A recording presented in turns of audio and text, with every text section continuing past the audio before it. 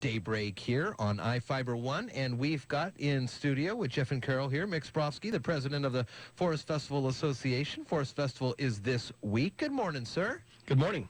Excited. It's always a great time, and this weather forecast this week is looking mighty fine. Yes, it is. It's going to be a warm one. It sure will. So the Forest Festival kind of gets underway here.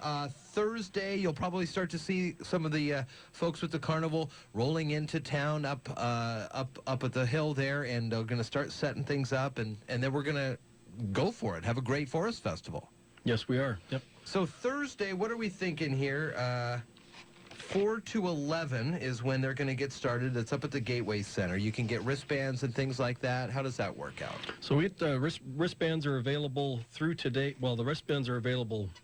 The pre-sale wristbands are available through today. Okay. At Tozier Brothers Hardware, Ace Hardware, and at Pro Build of Shelton. Okay. They're $25, and that gets you the rides and then plus 5 game tickets. Oh, wow. So that's a good deal. That is a good deal, but that's through today. Okay, so make sure you head to either Tozier Brothers or Pro Build. Correct. Because otherwise prices will go up. But you'll be able to get those tickets at the Carnival, at Carnival's site too. Yes. Okay, so that's the first thing, Thursday. And then Friday, what happens during Forest Festival?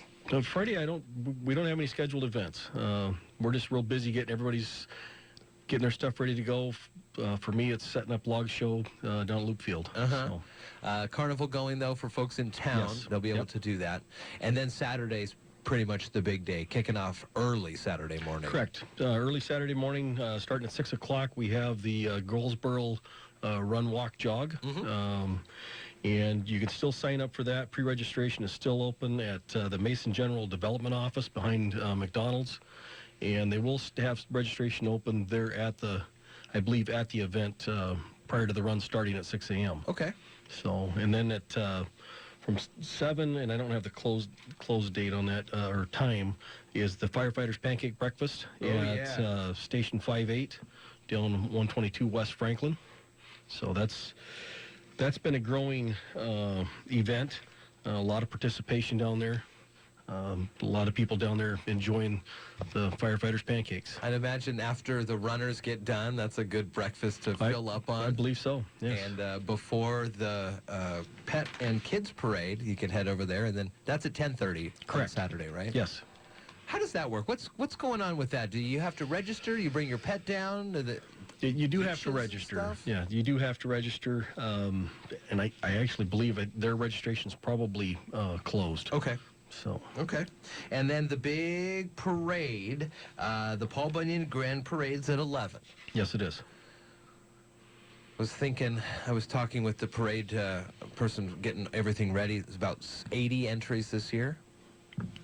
It's pretty nice. Pretty good. Yeah. It's going to be a nice parade. Yeah, it's going to be led off again by the Color Guard from the USS Nimitz. Mm-hmm. That's an honor to have them here. Yeah. So they'll also be over and do the bringing the flag, the colors for the logging show. And so the logging show is just right after the parade. People will be able to walk right over to Loop Field for this. Yes. And it's a free event. Yes, it is. Everything's free for that's the beautiful thing about Forest Festival. Everything's free except for the carnival. Sure. And, that's the carnival monies help keep the next year's, goes right into our budget for next year. Yeah. So. How long have you been doing this, working with Forest Festival? I've been 12 years. Wow. Yeah. How's it grown up over the last 12 years? It seems to be progressively building. One of our biggest challenges is keeping volunteers. Sure. Right now we have an excellent team, so that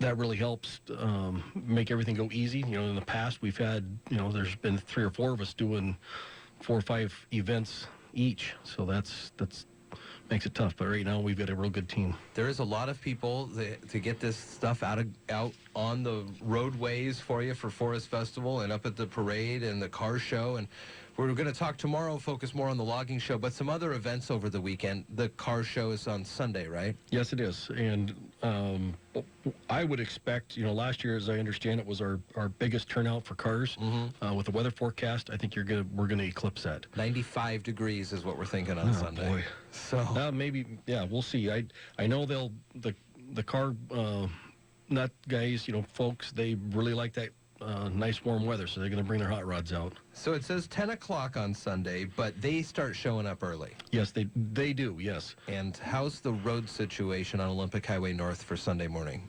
It gets shut down somewhere? The Olympic Highway North will be shut down, but there is a detour set up there right by Napa to go out and around it. Okay. So this is going to be a big deal. We mentioned that the logging show, we'll have more on that tomorrow, who's going to be involved. And then Sunday afternoon at 2, the Christmastown Kiwanis Duck Race. That's a fun event, too. yes, it is. We were talking... Oh, go ahead. I was say that the Christmastown Kiwanis will be selling the tickets and whatnot for the race during the and I believe they're available throughout town in various stores and whatnot, but they'll be selling them along the parade route Saturday. We had Mark Ziegler on, who was with Christmastown Kiwanis. He was telling us that they're wooden ducks as opposed to the rubber ducks, so they don't get out into the bay. Right. Yep. And then one thing, Saturday night, of course, we have the spectacular fireworks show. Whoa. Okay. So where do most people set up? But where's the secret best place to set up and see these fireworks? Yeah, I don't have a secret place. I mean, it's any of the parking lots there. The only thing, obviously, is you got to get there early to get your spot. So, it's always nice to have a quick escape route out of there. But Sure. it's a busy time. How many people you think show up to Forest Festival? How many people about last year? I believe we estimated around 11,000 for the parade. It's hard. It's a hard number to put a finger on. Logging show, we figured right around 1,000 between what's the folks that are seated in the stands and milling about there with the vendors. I had a great time watching that logging show last year. It's so exciting. It's what you see on ESPN when you're watching the timber sports. These are the guys and gals that are trying to get qualified to be the best in the world. Yes, they are. I always see those steel commercials on TV, and they got that Mohawk guy, and he was there last year. Right. He's one of the big... Dave Moses. Oh, is that who his name is? Yes. Oh, man, he's good. Yes. So we'll have you on tomorrow. We'll talk a little bit more about the events for the logging show. But we're getting things going. The carnival will be here Thursday. Yes, they're already setting up. I saw them there yesterday. Awesome. So that gets people excited for sure. Mick Yeah. Sprouffske, president of the Mason County Forest Festival Association. Be back in tomorrow to focus a little bit more about the free event, the logging show that's right after the parade. And then tomorrow as well, we'll have Ron Pinnell, who's the Grand Marshal for the Paul Bunyan Parade. So pretty big week here, Forest Festival-wise. It's going to be a lot of fun. yes, it is. Thank you very much for coming in. All right, thank you. 721 at iFiber One News Radio. We'll be back after this. ABC Entertainment News.